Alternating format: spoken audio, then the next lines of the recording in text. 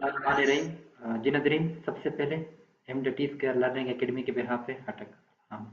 अच्छा, पिछले लेक्चर में हमने डायरेक्ट शेयर टेस्ट, साइल के बारे में लेबॉर्ट्री टेस्ट है, उनको डिस्कस किया था कि इनकी स्कोप क्या है, फिर इनकी जो इक्विपमेंट डिटेल विद स्पेसिफिकेशन, और इसके साथ साथ जो इनकी प्रोसीजर थी और जिसमें जो हम फार्मूला वगैरह यूज़ करते थे कैलकुलेशन के लिए, और आखिर में जो हमने इनकी रिज़ल्ट वगैरह कंपाइल करते हैं साइट में कौन कौन से डेटा, कौन से एक टेबल फॉर्मेट में हमने आपके सामने रख दिया था।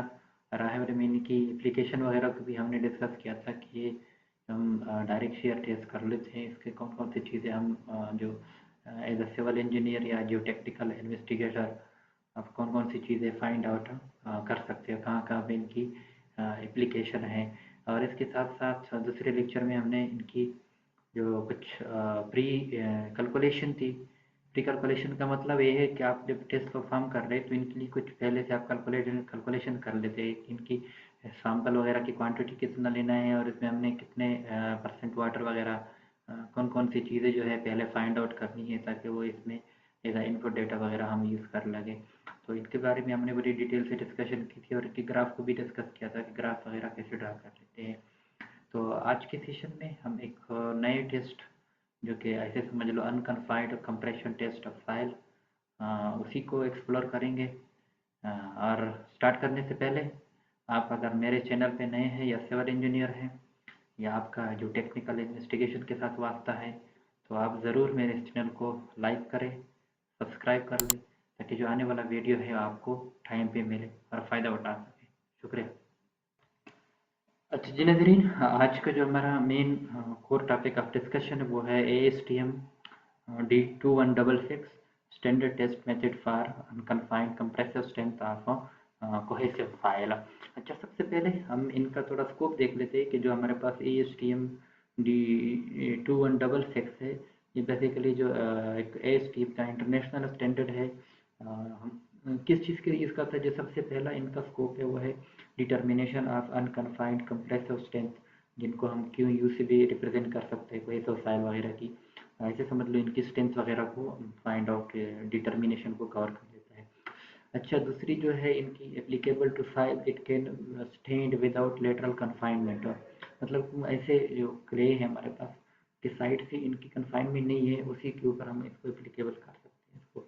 जो तीसरा है इनकी कि हम इनकी जो अंडरलाइन शेयर स्ट्रेंथ है बेसिकली, उसी को हम फाइंड आउट करते हैं इसको। अच्छा, इसका जो कहाँ पे हम इसको यूज़ नहीं कर सकते, जो सबसे पहले हमारे पास है सेंड। सेंड के लिए हम इसको यूज़ नहीं कर सकते।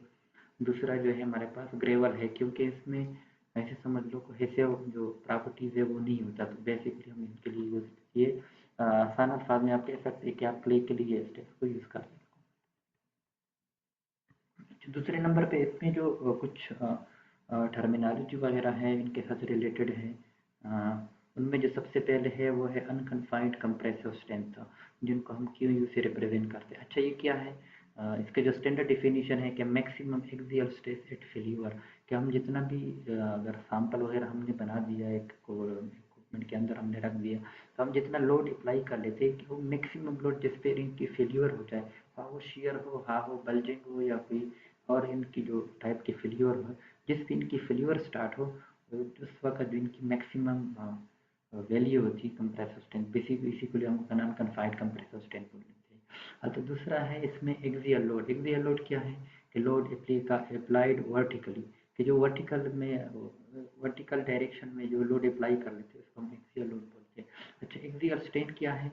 छः, जिसको हम एप्सिलॉन से नोट डिनोट कर लेते हैं, change in length divided by original length, कि जो हम ऐसे एक सैंपल वगैरह बना दिया तो इनकी एक स्टैंडर्ड लेंथ होगी, लेकिन जो ही हम इसके ऊपर एक्सियल लोड अप्लाई करेंगे तो इनकी जो ऐसे समझ लो लेंथ है इसमें कमी होगी, और लेटरली इनका जो एरिया है वो इंक्रीज होगा।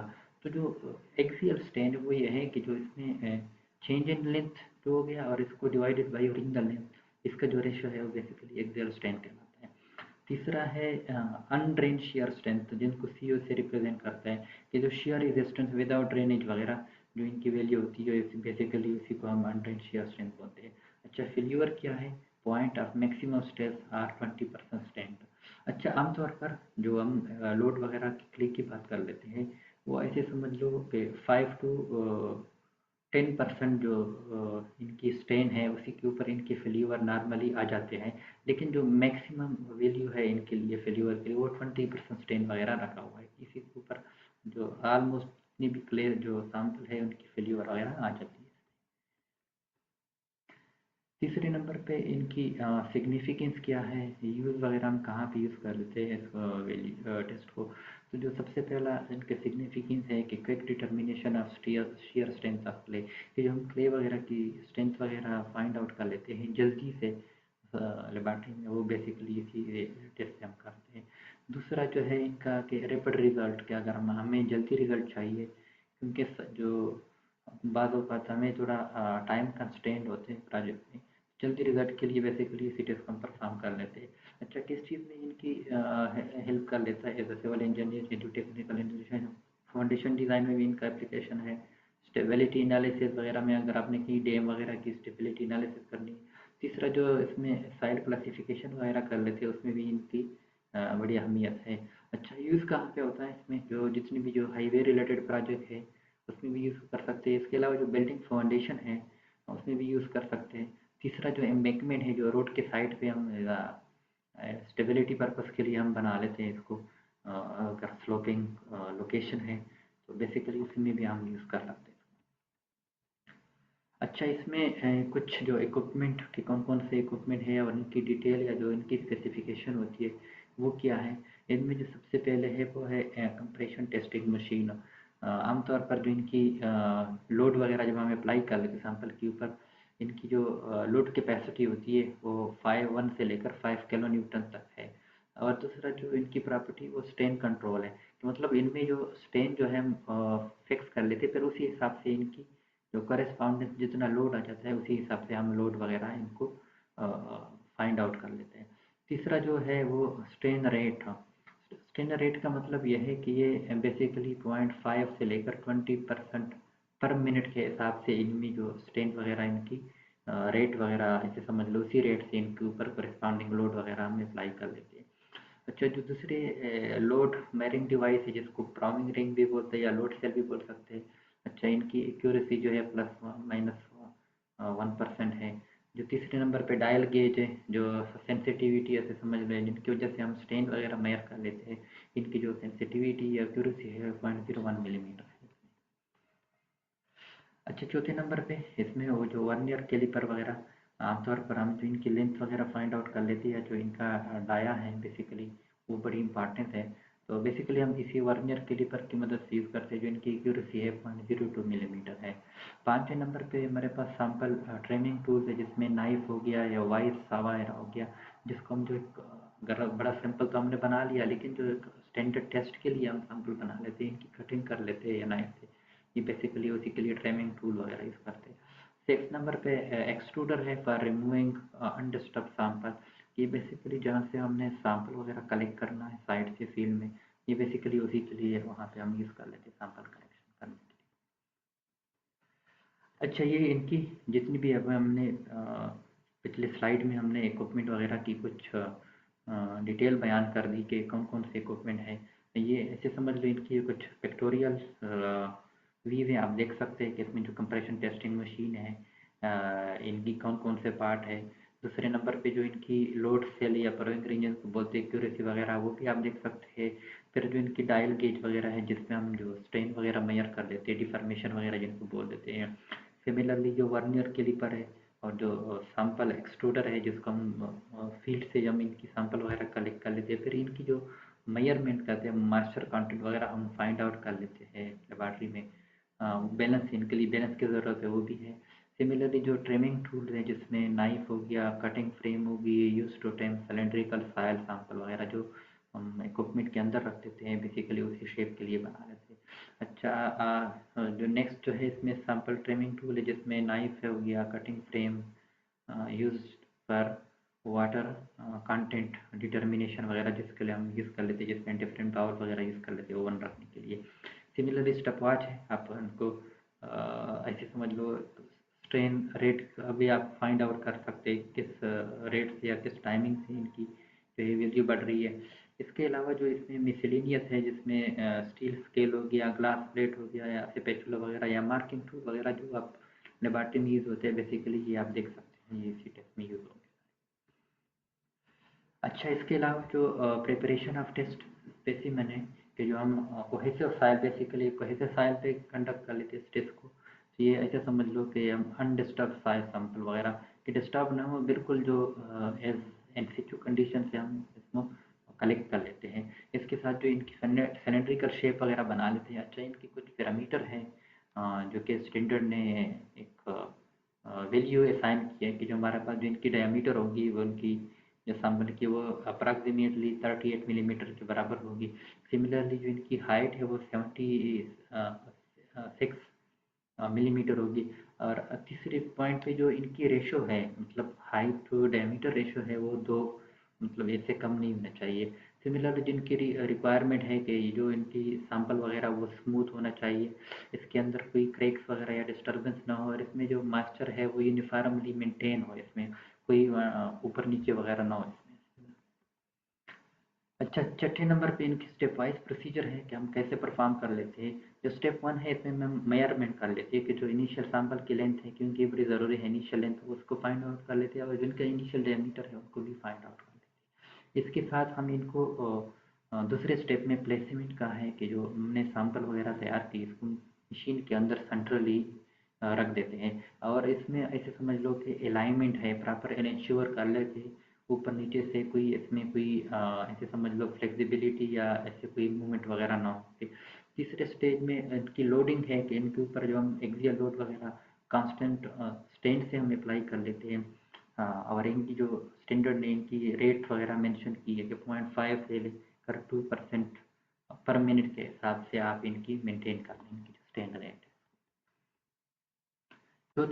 चौथे स्टेप में ऑब्जर्वेशन का है कि हम इनकी जो लोड है कितना लोड हो गया, और इसमें जो इनकी डिफॉर्मेशन आ गई है, ये 2 चीज़ें हम नोट कर लेते हैं। जब 5वां स्टेप है इसमें कंटिन्यू टेस्ट है कि हम कब तक कंटिन्यू करेंगे। अच्छा, इसकी 2 वैल्यू है, या तो हमारे पास पीक वैल्यू लोड वगैरह आ जाए इनके ऊपर इनकी फेल्योर हो जाए, और आमतौर पर जो और 20% अगर हमारे पास 20% स्टेन हमने अचीव कर दिया, ये मैक्सिमम है, विजिबली कंजर्वेटिव मैक्सिमम वैल्यू है। और आमतौर पर जो क्ले की ऐसे समझ ले फेल्यूर या मैक्सिमम लोड आ जाता है वो 5 से 10% जो इनकी स्टेन है उसी पे इनकी आ जाती है मैक्सिमम वैल्यू है। लेकिन मैक्सिमम जो कोड ने रिकमेंड किया है कि 20% स्टेन भी अचीव हो सकते हैं। अच्छा, जो स्टेप 6 है उसमें फेल्यूर नोट आपने लिखना है कि जो हमारे पास मैक्सिमम लोड हमने अप्लाई कर दिया, जो सैंपल में फेल्यूर वगैरह हमने ऑब्जर्व कर दिए उसमें वो उसमें कौन से फेल्यूर है, शेयर फेल्यूर है, या इसमें बल्जिंग होगी, या इसमें कोई क्रैकिंग वगैरह आ गई, लंगीट्यूडनल हो गया या क्रॉस सेक्शनल हो गए, कौन कौन से शेयर फेल्यूर है, कौन कौन सी चीज़ें इसमें जो फेल्यूर पैटर्न है या फेल्यूर मूड है वो आपने मेंशन करना है। सिमिलरली ये इनकी जो हमने स्टेप वगैरह बता दिया आपको, जैसे समझ लें इनकी पिक्टोरियल भी है कि सैंपल को हमने कैसे प्रिपरेशन करनी है। इनकी जो हमने H/D रेशो वगैरह बता दी थी, वो है डायमीटर वगैरह। सिमिलरली जो मेजरमेंट है इसमें वर्नियर कैलिपर हम यूज़ करते हैं लेंथ और डायमीटर के लिए, और इसकी मेजरमेंट हम लगाते हैं। इसके साथ जो हम सैंपल वगैरह को मशीन के अंदर रख देते हैं, इनकी अलाइनमेंट या जो सेंट्रिक लोडिंग वगैरह है, ये सारी चीज़ हमने इंश्योर करना है। सिमिलरली जो इनकी एप्लीकेशन ऑफ लोड है कि एक्चुअली हम लोड कैसे अप्लाई करेंगे, किस रेट से होगा, ये सारी चीज़ें आप देख सकते हैं जो हमने ऐसे समझ लो जो स्टेप हमने डिस्क्रिप्टिव फॉर्म में हमने डिस्कस किए थे, ये ऐसे समझ लो इनकी पिक्टोरियल भी है, हम देख सकते हैं। अच्छा, 7 नंबर पे इसकी कुछ कैलकुलेशन है कि जो हम एक्सियल स्ट्रेन की बात कर लेते हैं, जिसको हम एक्सेलॉन से मेयर डिनोट कर लेते हैं। एक्सियल स्ट्रेन क्या है? Change in length divided by original length. मतलब ये आपने नोट करना है कि जब हम कल रिजल्ट वगैरह कंपाइल करेंगे तो इसमें जो हम चीज़ें फाइंड आउट कर ले, वैल्यू निकालेंगे, वो बेसिकली ये फार्मूले यूज़ होंगे। सिमिलरली जो इनकी करेक्टेड एरिया है, हम क्योंकि इसमें हम लोड अप्लाई करेंगे तो इसमें डिफॉर्मेशन वगैरह आ जाता है, तो करेक्टेड एरिया का फार्मूला यह है कि A is equal to A naught divided by 1 minus epsilon A. Epsilon A का मतलब ये है कि जो इसमें कुछ डिफॉर्मेशन होगी इसका एरिया वगैरह, ये बेसिकली उसी को रिप्रेजेंट करता है एप्सिलॉन ए। तीसरे नंबर पे कंप्रेसिव स्ट्रेस है जो कि क्यू से रिप्रेजेंट कर लेते हैं, वही सिंपल जो पर स्टैंडर्ड फार्मूला है कि लोड पर यूनिट एरिया पे। सिमिलरली जो अनकन्फाइंड शियर स्ट्रेंथ है जो क्यू यू से हम रिप्रेजेंट कर लेते हैं, बेसिकली वो पी मैक्सिमम डिवाइडेड बाई ए कि जो मैक्सिमम वैल्यू जिसके ऊपर इनकी फेल्यूर हो जाती है सैंपल की, बेसिकली उसी को अगर हम एरिया से डिवाइड कर लेते हैं अनकन्फाइंड शियर स्ट्रेस वगैरह हमारे पास आ जाता है। पाँचवें नंबर पे शियर स्ट्रेंथ है कि जिसको हम सी यू से रिप्रेजेंट कर लेते हैं, वो बराबर है Q U divided by two. जो हमारे पास अनकन्फाइंड शियर स्ट्रेस जो ऊपर हमने मतलब कैलकुलेट किया, उसी को अगर हम एज अ फैक्टर ऑफ 52 पे डिवाइड कर ले तो हमारे पास जो नेक्स्ट नेट वैल्यू आएंगी सी यू की वो शियर स्ट्रेंथ होगी। अच्छा, ये कुछ ऐसे समझ लो रिजल्ट कंपाइलेशन या फील्ड डेटा है जब हम टेस्ट परफॉर्म कर रहे होंगे, तो इस किस्म की आपके पास टेबल फॉर्म में आप डेटा कलेक्ट करेंगे कि पहले में सीरियल नंबर हो गया, फिर लोड हो गया न्यूटन में, फिर इनकी जो डिफॉर्मेशन आ जाती है डायल गेज में, फिर स्ट्रेन, और फिर जो इनका एरिया वगैरह आ जाता है, फिर जिनको स्ट्रेस वगैरह आ जाता है कि पी डिवाइडेड बाई ए हमने कैलकुलेशन वगैरह से पिछले फार्मूले में हमने डिस्कस कर लिया। ये सारी चीज़ें आप इसी जो पिछले वाला साइड में हमने फार्मूले बता दी थे, ये बेसिकली उसी से हम कैलकुलेट कर लेते हैं। जो लोड आ जाता है, डिफॉर्मेशन आ जाती है, तो इसमें से हम फाइंड आउट कर लेते हैं इनका। और आखिर में जो अनकन्फाइंड शियर स्ट्रेस है वो क्यू यू, वो जो इस हाइपोथेटिकल टेबल में हमारे पास जो मैक्सिमम आ गया वो 222 है, मैक्सिमम है। तो ये हो गया यूसीएस। इसमें जो शियर स्ट्रेंथ होगा इसको 2 पे डिवाइड कर ले तो ये 111 किलो पास्कल है। अच्छा, ये कुछ ग्राफ है जो हमारे पास स्ट्रेस भी आ जाता है और स्ट्रेन भी आ जाता है। तो जो हमारे पास ग्राफ वगैरह हम ड्रा कर लेते हैं, बेसिकली एक्स एक्सेस पे हमारे पास स्ट्रेन है और जो वाई एक्सेस है इसमें हमारे पास जो करस्पॉन्डिंग स्ट्रेस वगैरह आ जाता है load divided by per unit area में। अच्छा, इसमें कुछ जो ग्राफ से अगर आप देखो जो टेबल है उसी पिछले स्लाइड वाले उसी टेबल के जो वैल्यू वगैरह है ये बेसिकली उसी पे बना हुआ है। जो हमारे पास इनिशियल लीनियर पोर्शन है जो कि स्टार्ट में, वो ऐसे समझ लो कि वहाँ पे जो स्ट्रेस और स्ट्रेन इनका रिलेशन जो है वो डायरेक्ट है, मतलब एक बढ़ रहा है दूसरा बढ़ रहा है, तो ऐसे समझ लो ये इलास्टिक जोन है। और इसके बाद जो कर्व जो है थोड़ा इसमें नॉन लीनियर पोजीशन पे चला जाता है कि इसमें स्ट्रेन वगैरह ज़्यादा हो जाती है, लोड वगैरह कम होता है इसमें।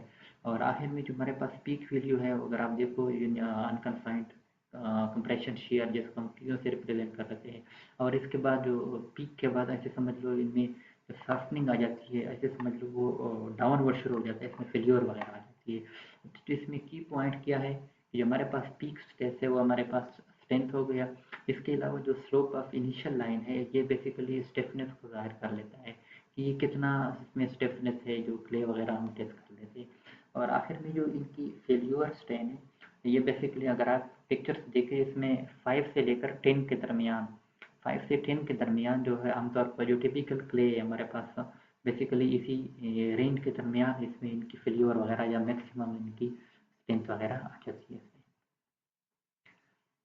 आखिर में जो इनकी सिविल इंजीनियरिंग एप्लीकेशन है इसमें कि जो सबसे पहला एप्लीकेशन है फाउंडेशन इंजीनियरिंग में जिसमें हम बेरिंग कैपेसिटी वगैरह फाइंड आउट कर लेते हैं, बेसिकली इसी में हम यूज़ कर लेते हैं। तो दूसरे नंबर पे हमारे पास हाईवे इंजीनियरिंग है जिसमें हम अगर सबग्रेड वगैरह जहाँ पे हमने रोड बनाना हो उनकी स्ट्रेंथ फाइंड आउट करनी है, तो जो NHA है बेसिकली एक फेडरल इदारा है क्योंकि ऐसे समझ लो जो रोड के प्रोजेक्ट को देखता है या इनको हैंडल कर लेता है, बेसिकली ये सब रेड स्ट्रेंथ के लिए भी हम यूज़ कर सकते हैं। तीसरे नंबर पे जो स्लैब स्टेबिलिटी है जहाँ पे जो हमारे पास हिली एरिया है, नॉर्दर्न एरिया, यहाँ पे जो लैंडस्लाइड है या जो जहाँ पे हमने स्लोपिंग रीजन में हमने जहाँ पे रोड वगैरह बनाना है वहाँ पे एम्बैंकमेंट वगैरह डिज़ाइन करना हो, बेसिकली वहाँ पे स्लोप स्टेबिलिटी के लिए भी हम इस टेस्ट को परफॉर्म कर लेते हैं। और आखिर में जो इनका अर्थ स्ट्रक्चर है कि हमारे पास जितनी भी जो डैम वगैरह में हम क्ले जैसे समझ लो इनका क्रिटिकल रोल है, कोर एंड डेम्स, जो डेम्स वगैरह हम अक्सर बना देते हैं इसमें इनकी बड़ी इम्पोर्टेंस होती है क्योंकि ये स्टेबिलिटी वगैरह बेसिकली इसी की वजह से आ जाती है। तो जो आखिरी इनकी एप्लीकेशन है वो अर्थ स्ट्रक्चर में है। और इसके साथ साथ जो आज का हमारा सेशन है वो कंक्लूडेड है, मुझे उम्मीद है आपने एंजॉय किया।